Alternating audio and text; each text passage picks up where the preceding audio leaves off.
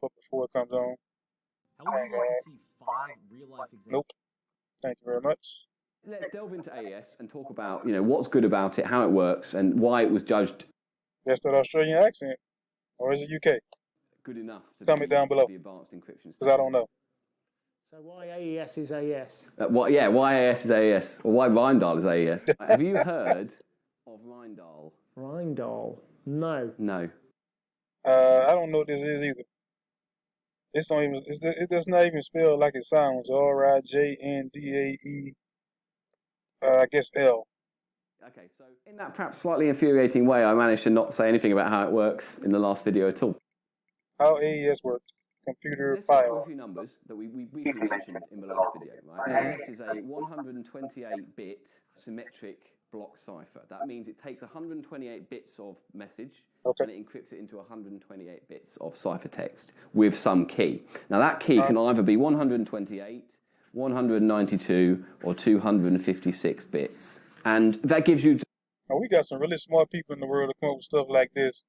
But we can't come up with a cure for cancer. We come up with a cure for a lot of these other diseases. But yeah, we can come up with something like this. Just a varying amount of security, right? From throwing it out there. Loads to ridiculously loads, right? In my opinion, right? So don't worry about it. If you find your browser using 128-bit, that's okay. These were specified as part of the AES standard, so Rindal had to adhere to this. But just think that we're taking 16 bytes, that's 128 bits, and we're doing something to it that turns it into some ciphertext. Doing something to it. And because this is an SP network, we're going to be doing some amount of substitution or bringing in some confusion and some amount of permutation, moving things. It looks like it's another video that's pretty long. I won't be doing that one. An hour and a half on. I guess if you want to learn more about it, if you want to get more in depth on this particular term, there's not a lot of Bitcoin terms that I have that see an hour-long lecture on it, but it looks like this guy seems to be more into it. So I might subscribe to his channel so I can learn more about these terms, because I do want to learn more about crypto. And that pretty much means you have to know the terms to know what they mean. But this is talking about cryptography. Oh, I guess he's talking about this was 7 years ago. Cryptography? I guess that was the making of those pictures that we just saw recently. That's getting sold for millions of dollars.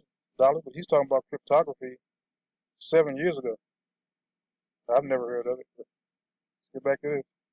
Around to add diffusion. You don't want, just like the Enigma machine, you don't want to have 1 byte in, 1 byte out, because that's got to be easier to analyze. And historically, of course, it is. Instead of having a long line of bytes or bits, like most ciphers might arrange things, AES likes to arrange things in a grid, a 4x4 grid for 128-bit. So we have our message, which is 128-bit, that's 16 bytes, as a 4x4 grid.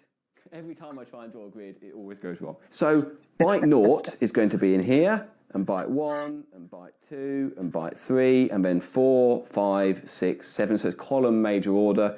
So actually what we're doing is we're taking our 128-bit message and we're just laying it out in this order, like this. And then we're going to start doing our SP network. We're going to permute, we're going to substitute bytes, and then we're going to transform this into some way where an attacker can't read what the message used to be. So there are a few different operations that AES will do.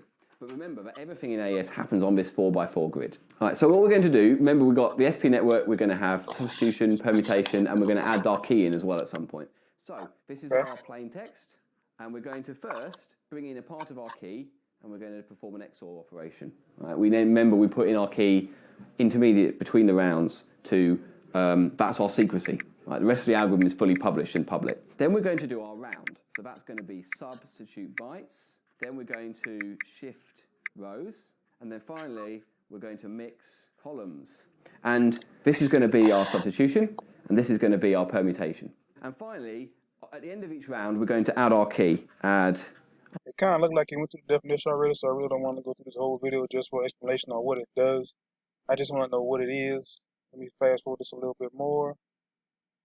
I guess if you guys are interested in watching the rest of this video, just come in and you type in the AES256 Asymmetric key algorithm, or you can just look up his channel. Let me see, what's the name of his channel? It is Computer File, P-H-I-L-E. He has almost 2 million subscribers, so he must be doing pretty good.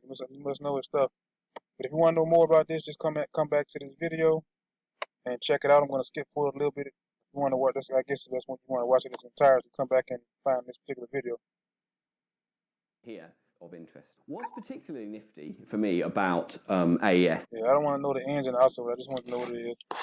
That's it. That's all, guys. Thank you for watching. Don't forget to comment. Don't forget to like. Don't forget to subscribe. Don't forget to hit the notification bell so you can get my next upcoming video. Again, thanks for watching.